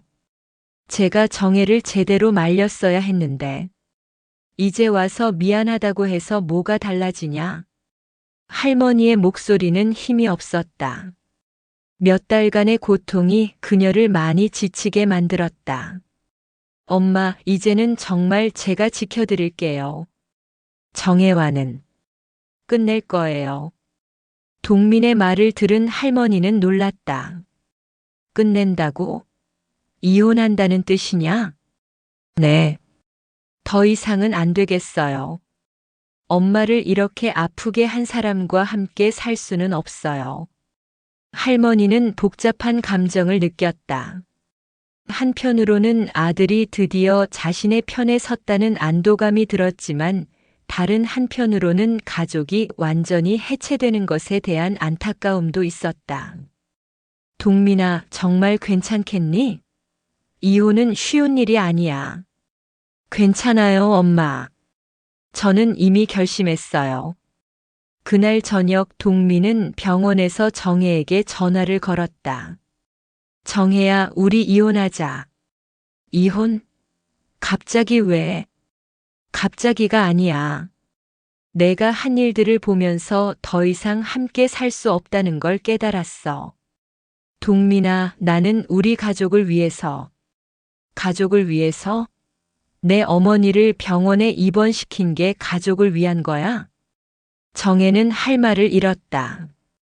그녀도 할머니가 입원했다는 소식을 들었기 때문이다. 그건 내가 의도한 게 아니야. 의도했든 안 했든 결과는 마찬가지야. 엄마가 이렇게 되신 책임은 내게 있어. 동민아, 우리 다시 생각해보자. 이런 식으로 끝낼 수는 없어. 이미 끝난 거야. 서류는 내가 준비할게. 전화를 끊은 정혜는 처음으로 모든 것을 잃었다는 현실을 깨달았다. 가게도 남편도 사회적 지위도 모두 잃었다. 2심 재판은 계속 진행되었지만 이미 결과는 뻔했다. 정혜의 거짓말과 조작이 너무 많이 드러났고 할머니에 대한 동정 여론도 높아졌다. 마침내 2심 판결일이 다가왔다.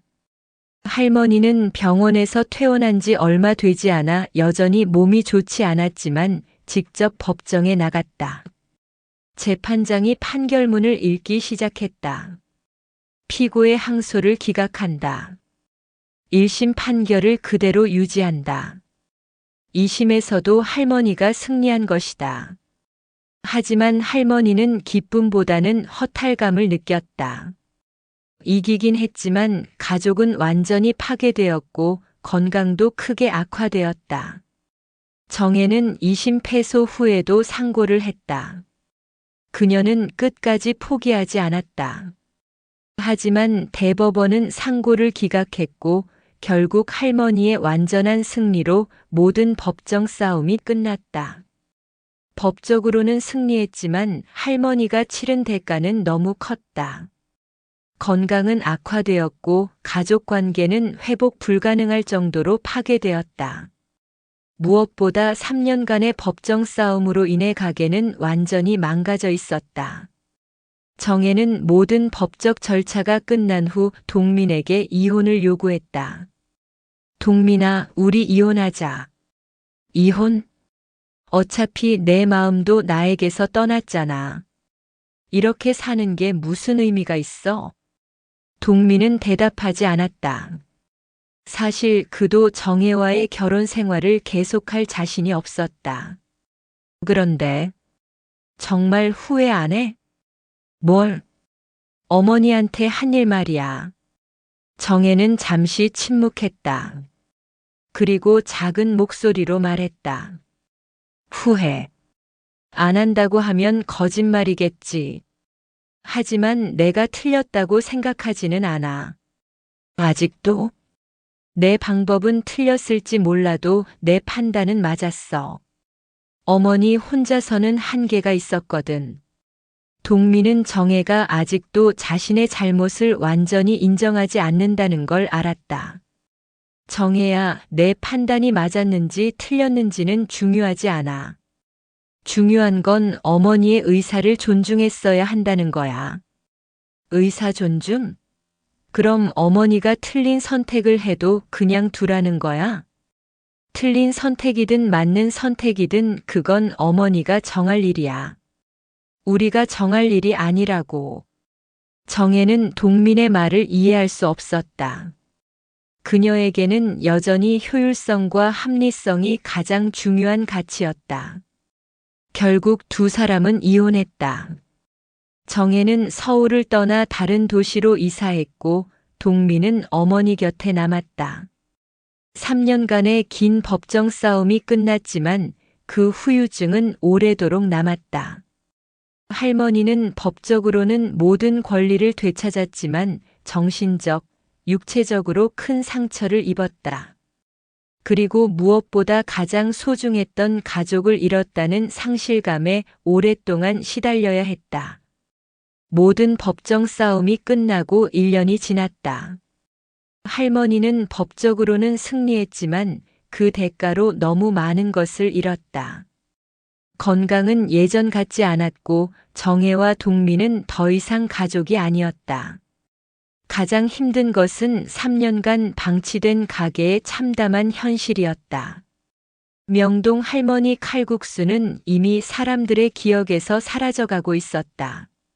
30년간 쌓아올린 명성은 법정 싸움이라는 소문과 함께 퇴색되었고 단골들은 모두 다른 곳을 찾아갔다. 가게 안은 먼지가 쌓여 있었고 오랫동안 사용하지 않은 주방 기구들은 녹이 슬어 있었다. 할머니는 가게 문을 열고 안으로 들어가며 깊은 한숨을 내쉬었다. 이곳이 정말 자신이 30년간 지켜온 그 공간이 맞는지 의심스러웠다. 정혜가 들여놓았던 기계들은 모두 치워져 있었지만 그 흔적들이 곳곳에 남아 있었다. 엄마 괜찮으세요? 동민이 뒤따라 들어오며 걱정스러운 목소리로 물었다. 이혼 후 그는 어머니와 함께 살며 할머니를 돌보고 있었다. 괜찮다. 다만 낯설구나. 할머니는 자신의 가게가 낯설다는 현실을 받아들이기 어려웠다. 30년간 자신의 분신과도 같았던 이 공간이 이제는 남의 집 같았다. 엄마, 다시 시작하시는 게 맞을까요? 몸도 안 좋으신데. 다시 시작? 나는 멈춘 적이 없다. 잠시 쉬었을 뿐이야. 할머니의 목소리에는 여전히 의지가 담겨 있었다. 비록 몸은 예전 같지 않았지만 칼국수를 만들고 싶다는 마음은 여전했다. 하지만 현실은 녹록하지 않았다. 3년의 공백 동안 할머니의 몸은 많이 약해졌다. 예전에는 쉽게 들던 무거운 솥도 이제는 버거웠고 오래 서 있는 것도 힘들었다. 첫 번째 반죽을 치던 날 할머니는 10분도 안 되어 손목에 통증을 느꼈다. 예전에는 1시간도 거뜬히 치던 반죽이었다. 아! 작은 신음이 나왔지만 할머니는 멈추지 않았다. 통증을 참으며 계속 반죽을 쳤다. 하지만 예전처럼 부드럽고 쫄깃한 반죽이 나오지 않았다.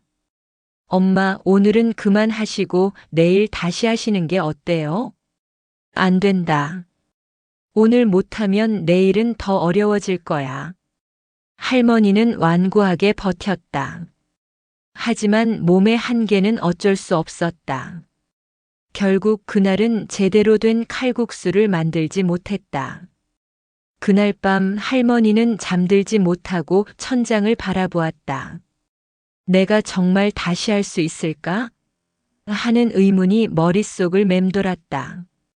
70대 후반의 나이에 건강마저 좋지 않은 상황에서 가게를 다시 운영한다는 것이 무모한 일일 수도 있다는 생각이 들었다.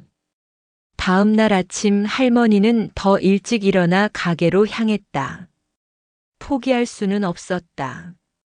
이 가게는 단순히 생계수단이 아니라 자신의 정체성이자 존재 이유였다.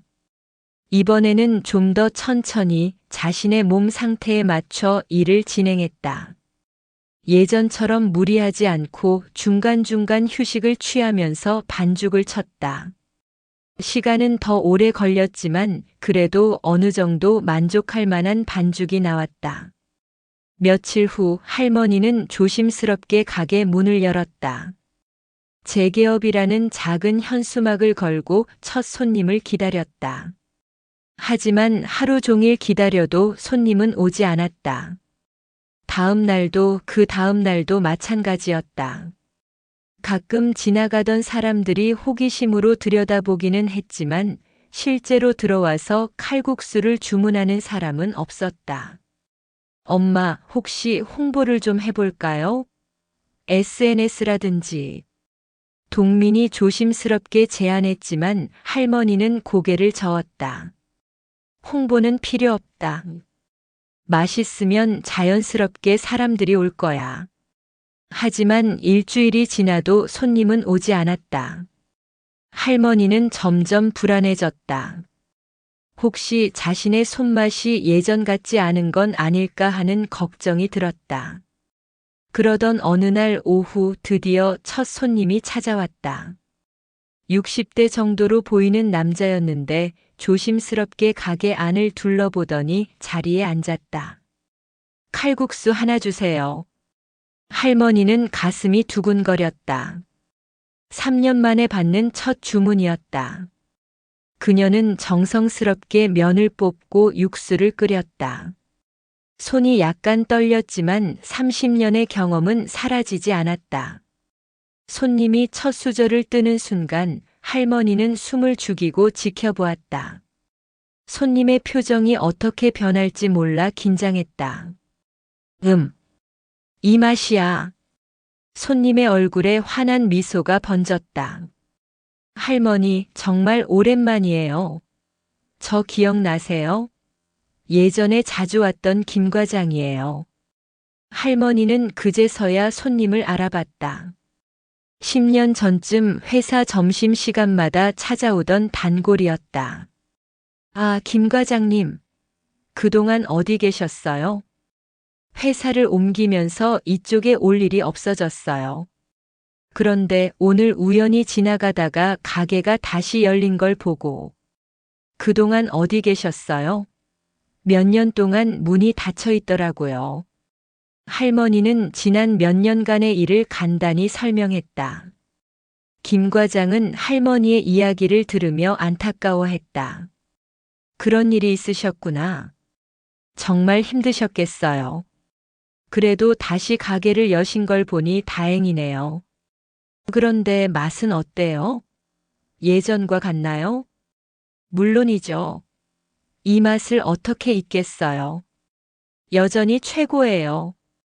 손님의 칭찬에 할머니는 비로소 안도의 한숨을 내쉬었다. 자신의 손맛이 여전히 살아있다는 것을 확인한 순간이었다. 김 과장은 그날 이후로 다시 단골이 되었다. 그리고 회사 동료들에게 가게 얘기를 했고 하나둘씩 새로운 손님들이 찾아오기 시작했다. 하지만 가게가 완전히 예전 모습을 되찾기까지는 오랜 시간이 걸렸다. 할머니는 매일 새벽부터 나와 준비를 했고 손님이 적어도 포기하지 않았다. 몇 달이 지나면서 할머니는 자신의 몸 상태에 맞는 새로운 방식을 찾아갔다. 예전처럼 무리하지 않으면서도 품질을 유지할 수 있는 방법을 터득한 것이다. 반죽은 조금씩 여러 번에 나누어 쳤고 무거운 일은 동민이 도와주었다. 할머니는 자존심을 접고 아들의 도움을 받아들였다. 혼자 모든 걸 해야 한다는 강박에서 벗어난 것이다. 엄마, 제가 도와드리는 게 괜찮으세요? 괜찮다. 내가 도와주니까 오히려 더 좋은 것 같다. 할머니는 아들과 함께 일하는 것이 나쁘지 않다는 걸 깨달았다. 동민은 어머니의 방식을 존중하며 조용히 뒷일을 도와주었다. 시간이 지나면서 예전 단골들이 하나둘씩 돌아오기 시작했다.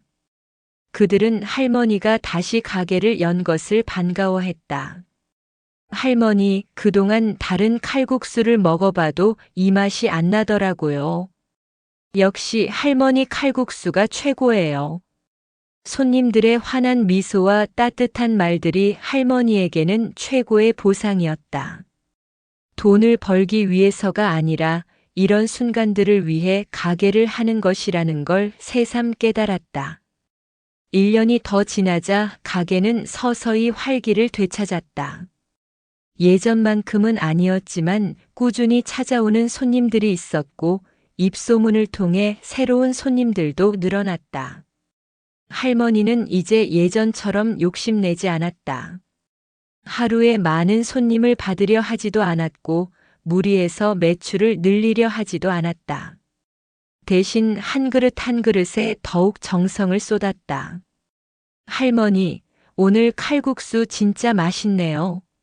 어떻게 이런 맛이 나는 거예요? 젊은 손님의 질문에 할머니는 잠시 생각에 잠겼다. 예전 같으면 30년 경험이라고 답했을 텐데 이제는 다른 답이 떠올랐다. 글쎄요.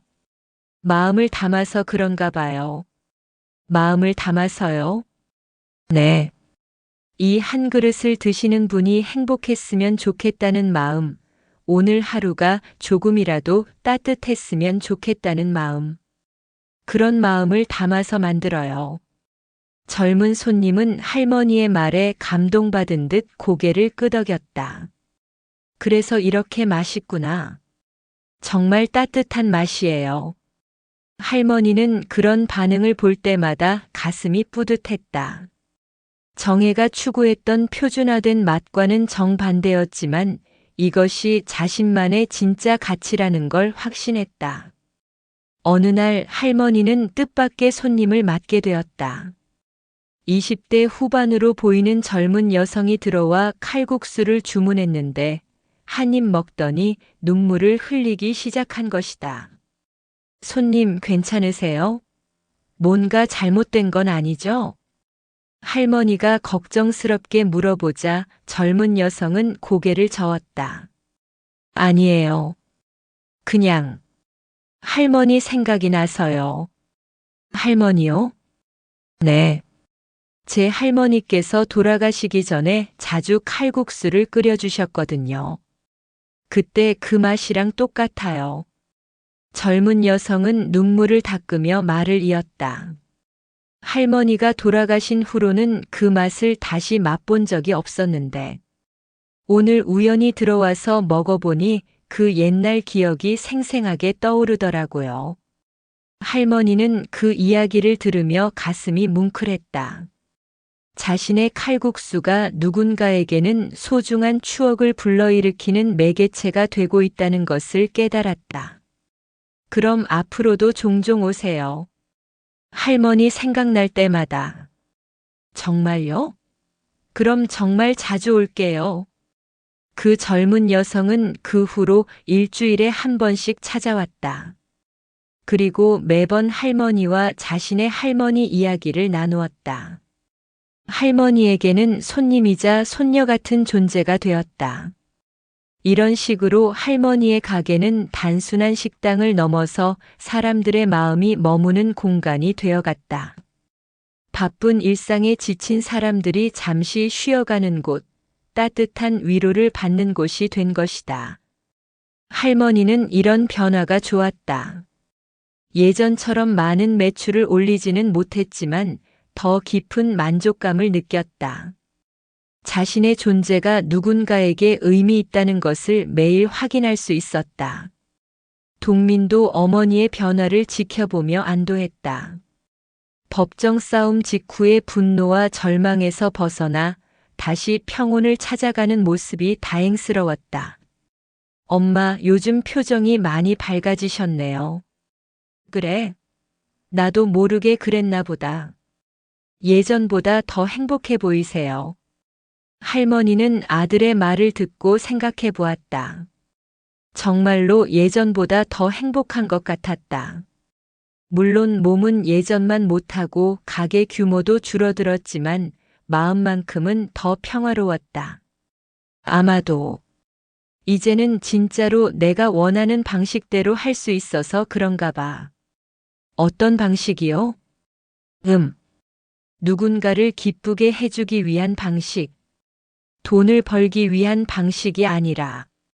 할머니는 자신도 모르게 깨달음을 얻고 있었다. 정혜와의 갈등을 통해 무엇이 진짜 중요한지 알게 된 것이다. 2년째 되는 해 가게에는 또 다른 변화가 있었다. 요리를 배우고 싶어하는 젊은 사람들이 찾아오기 시작한 것이다. 할머니, 저도 이런 칼국수를 만들 수 있을까요? 가르쳐 주실 수 있나요? 20대 초반의 요리 지망생이 간절한 표정으로 부탁했다. 가르쳐 달라고? 왜? 할머니의 칼국수에는 뭔가 특별한 게 있어요. 다른 곳과는 완전히 달라요. 그 비밀을 알고 싶어요. 할머니는 웃었다. 예전 같으면 자신의 비법을 함부로 알려주는 것을 경계했을 텐데, 이제는 마음이 달랐다. 비밀이라. 별거 아니야. 그냥 정성이지. 정성이요? 응. 그리고 손님을 생각하는 마음. 그게 전부야. 할머니는 그 젊은이에게 기꺼이 요리를 가르쳐 주었다. 반죽 치는 법부터 육수 끓이는 법까지 하나하나 설명해 주었다. 할머니, 저는 언제쯤 할머니처럼 맛있게 만들 수 있을까요? 그건 내가 얼마나 마음을 담느냐에 달려 있어. 기술은 금방 배울 수 있지만 마음을 담는 건 시간이 오래 걸리지. 젊은이는 할머니의 말을 진지하게 받아들였다. 그리고 몇 달 동안 꾸준히 와서 배웠다. 할머니는 그런 젊은이들을 가르치는 것이 즐거웠다. 자신의 노하우가 다음 세대로 전해진다는 것이 뿌듯했다. 무엇보다 정혜처럼 이익을 위해서가 아니라 진정으로 요리를 사랑하는 사람들에게 전수할 수 있다는 것이 의미 있었다. 3년째 되는 해 할머니는 작은 결심을 했다. 자신의 이야기를 책으로 써보고 싶다는 생각이 든 것이다. 엄마, 책이요? 갑자기 왜요? 내가 겪은 일들을 다른 사람들과 나누고 싶어서. 어떤 내용으로요? 정혜와의 일도 있고 가게를 다시 시작한 일도 있고 그리고 내가 배운 것들. 할머니는 동민의 도움을 받아 자신의 이야기를 정리하기 시작했다. 정혜에 대한 원망보다는 그 경험을 통해 얻은 깨달음에 중점을 두었다. 손맛의 진짜 의미, 가족의 소중함, 꿈을 포기하지 않는 용기 등이 주요 내용이었다. 책을 쓰는 과정에서 할머니는 많은 것을 정리할 수 있었다. 정혜에 대한 분노도 많이 가라앉았고 오히려 그 경험이 자신을 더 성숙하게 만들어준 것에 감사하게 되었다. 정혜가 없었다면 나는 지금의 깨달음을 얻지 못했을 거야. 할머니는 이제 정혜를 완전히 미워하지는 않았다. 그녀의 방법은 틀렸지만 그 덕분에 자신이 진짜로 중요한 것이 무엇인지 알게 되었다고 생각했다. 책이 출간되자 많은 사람들의 관심을 받았다. 특히 비슷한 경험을 한 사람들이나 가족 갈등을 겪고 있는 사람들에게 큰 위로가 되었다. 할머니 책 읽고 정말 감동받았어요.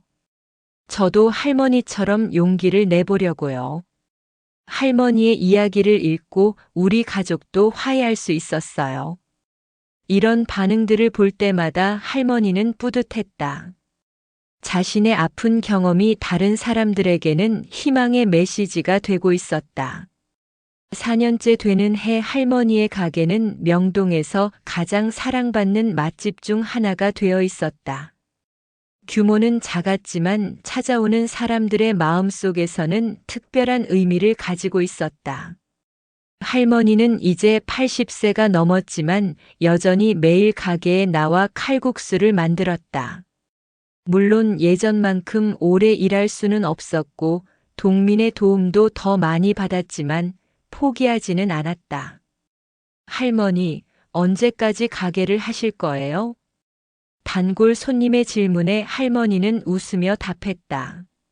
내가 숨을 쉬는 그날까지. 이게 내 인생이니까. 어느 날 저녁 할머니는 동민과 함께 가게 정리를 하며 지난 몇 년을 돌아보았다.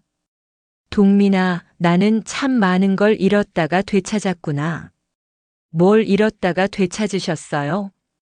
가게도 되찾았고 건강도 어느 정도 회복했고 무엇보다 내 자신을 되찾았어.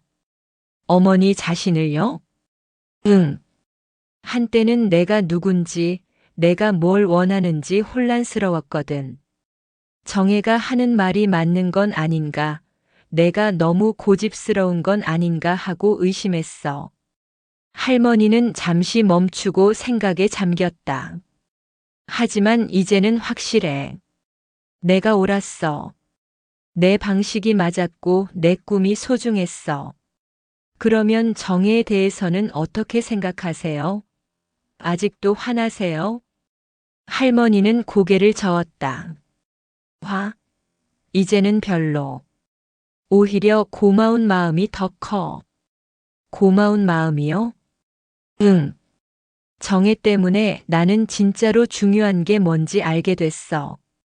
돈이나 성공보다 훨씬 소중한 것들이 있다는 걸 깨달았거든. 할머니는 창밖을 바라보며 말을 이었다. 사람들이 내 칼국수를 먹고 행복해하는 모습, 젊은 친구들이 내게 요리를 배우러 오는 모습, 너와 함께 일하는 이 순간들. 이런 것들이 진짜 보물이야. 동민은 어머니의 말을 들으며 감동했다. 몇 년 전의 분노와 절망에서 완전히 벗어나 진정한 평화를 찾은 모습이었다. 엄마 정말 대단하세요. 저라면 그렇게 용서하기 어려웠을 텐데. 용서라. 꼭 용서라고 하기보다는 그냥 놓아준 거지. 미움은 나만 힘들게 하니까. 그날 밤 할머니는 일기장에 이렇게 썼다. 오늘로 가게를 다시 연 지 4년이 되었다. 돌이켜보니 이 4년이 내 인생에서 가장 의미 있는 시간이었던 것 같다. 물론 몸은 예전만 못하고 가게 규모도 작아졌지만 마음은 그 어느 때보다 풍요롭다. 정혜에게 빼앗겼다고 생각했던 것들이 사실은 정말 중요한 것들이 아니었다는 걸 알게 되었다. 진짜 중요한 건 누군가를 기쁘게 해주는 일, 자신의 존재가 의미 있다는 걸 느끼는 일, 그리고 사랑하는 사람들과 함께하는 일이었다. 나는 이제 진정으로 자유롭다. 남의 시선을 의식하지 않고 성공에 대한 욕심에 매달리지 않으며 오직 내가 원하는 방식대로 살 수 있게 되었다. 정혜야, 고마워. 내가 없었다면 나는 이런 깨달음을 얻지 못했을 거야. 할머니는 일기장을 덮고 창밖을 바라보았다. 내일도 새로운 하루가 시작될 것이고 또 누군가가 자신의 칼국수를 먹고 행복해할 것이다. 그 생각만으로도 할머니는 충분히 행복했다. 손맛은 단순히 기술이 아니었다. 그것은 삶에 대한 태도이고 사람에 대한 사랑이며 자신의 존재에 대한 자부심이었다. 할머니는 그 모든 것을 되찾았고 이제 그것을 다음 세대에게 전해주고 있었다. 80세가 넘은 지금도 할머니의 손에서는 여전히 마법 같은 일이 일어나고 있었다. 평범한 재료들이 사람의 마음을 따뜻하게 만드는 한 그릇의 칼국수로 변하는 것. 그것이 바로 진짜 손맛의 힘이었다. 그로부터 5년이 더 지났다. 할머니는 이제 85세가 되었지만 여전히 가게를 지키고 있었다. 어느 봄날 오후 낯익은 얼굴이 가게 앞을 지나갔다. 정혜였다. 10년 만에 보는 그녀는 많이 변해 있었다. 흰머리가 섞이고 세월의 흔적이 깊게 새겨진 모습이었다. 정혜는 한참을 망설이다가 조심스럽게 가게 문을 열었다. 어머니, 앉아라. 할머니가 내준 칼국수를 한 숟가락 뜬 정혜는 눈물을 흘렸다. 어머니, 정말 죄송해요. 이제 와서 미안하다고 하면 뭐가 달라지니? 달라지는 건 없겠죠. 하지만 그래도 말씀드리고 싶었어요. 제가 너무 어리석었어요. 정혜는 이혼 후 요리 학원을 운영하며 겨우 의미를 찾고 살아가고 있다고 했다. 할머니에게서 배운 것들을 가르치면서 진짜 중요한 게 무엇인지 조금씩 깨달아가고 있다고. 정혜야, 나는 이제 너를 미워하지 않는다. 미워해봤자 내만 힘들어지더구나. 용서해달라고 하면 너무 뻔뻔한 건가요? 용서는 이미 했어. 나를 위해서. 그날 이후 정혜는 가끔씩 가게를 찾았다. 예전 같은 가족으로 돌아갈 수는 없었지만 서로를 이해하고 존중하는 사이가 되었다. 몇 년 후 할머니가 88세가 되었을 때 건강이 악화되어 동민이 가게를 이어받았다. 중요한 건 기술이 아니라 마음이니까. 할머니의 마지막 당부였다. 어느 겨울날 할머니는 조용히 세상을 떠났다. 장례식에는 30년간의 단골들과 할머니에게 요리를 배운 젊은이들, 그리고 정혜도 찾아왔다. 동민은 명동 할머니 칼국수라는 이름을 그대로 유지하며 가게를 운영했다. 가게 벽에는 할머니의 말이 액자에 담겨 걸려 있었다. 진짜 손맛은 기술이 아니라 마음입니다. 할머니는 떠났지만 그녀의 정신은 여전히 살아 있었다. 동민의 칼국수에서 정혜의 요리 수업에서 그리고 할머니를 기억하는 모든 사람들의 마음속에서 명동의 작은 가게는 이제 단순한 식당이 아니었다.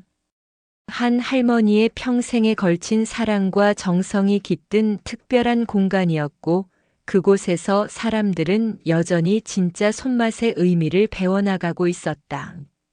할머니는 결국 모든 것을 되찾으셨습니다. 가게도 명예도 그리고 무엇보다 자신만의 삶을 말이죠. 하지만 정말 중요한 건 따로 있었습니다. 할머니는 이 모든 시련을 통해 깨달으셨어요. 진짜 성공이란 돈이나 규모가 아니라 누군가의 마음을 따뜻하게 만드는 것이라는 걸 말입니다. 정혜는 10년 후에야 자신의 실수를 깨달았지만 그때는 이미 너무 늦었죠. 여러분도 한번 생각해 보세요. 정말 소중한 것들을 놓치고 있지는 않나요? 이 이야기가 마음에 드셨다면 구독과 좋아요 부탁드려요. 그리고 댓글로 여러분의 생각을 들려주세요. 정혜의 행동을 어떻게 생각하시나요? 할머니의 용서 여러분이라면 가능했을까요? 오늘도 시청해 주셔서 감사합니다.